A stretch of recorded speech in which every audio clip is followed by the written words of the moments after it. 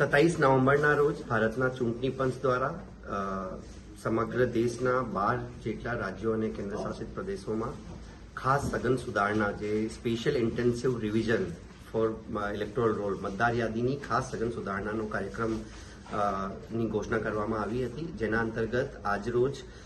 તમામ રાજકીય પક્ષો સાથે પણ બેઠક કરવામાં આવી, જેમાં રાજકીય પક્ષોને તમામ સમજણ આપવામાં આવી છે. હવે 4 નવેમ્બરથી 4 ડિસેમ્બર સુધીમાં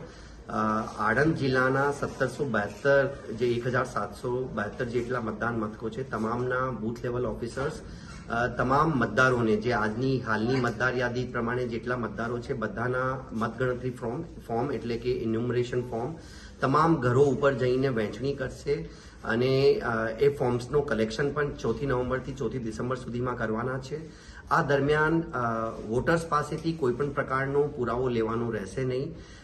4 ડિસેમ્બર સુધીમાં જેટલા ફોર્મ ઇન્યુમરેશન ફોર્મ પરત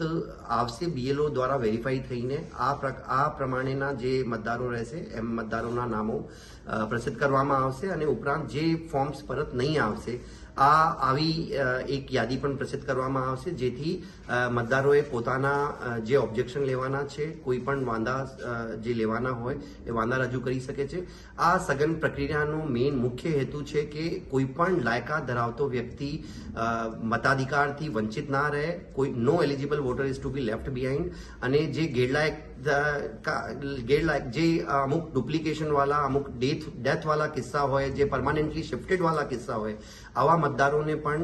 મતદાર યાદીમાંથી કમી કરી શકીએ, જેથી એ વ્યવસ્થિત એક મતદાર યાદી હેલ્ધી બને, પ્યોર બને અને એક્યુરેટ બને. આ માટેનો આ આખી એક્સરસાઇઝ હાથ ધરવામાં આવી છે. તમામ EROs, BLOsની ટ્રેનિંગનો પણ આખો શેડ્યુલ થઈ ગયો છે. વહીવટી તંત્ર, જિલ્લા ચૂંટણી અધિકારીનો આખો તંત્ર, અત્યારે અમારું તંત્ર આ પ્રક્રિયા માટે સુસજ્જ છે અને લોકો પાસેથી હું અપેક્ષા રાખું છું કે સમય જે આખું ટાઈમ લાઈન છે 4 નવેમ્બરથી 4 ડિસેમ્બર સુધીમાં ફોર્મ પરત આપવાના BLOsની હાઉસ વિઝિટ દરમિયાન આ ટાઈમલાઈનને આપણે વળગી રહીએ, જેથી રોલ રિવિઝનની એક્ટિવિટીમાં આપનો પણ સહકાર ખૂબ અપેક્ષિત છે.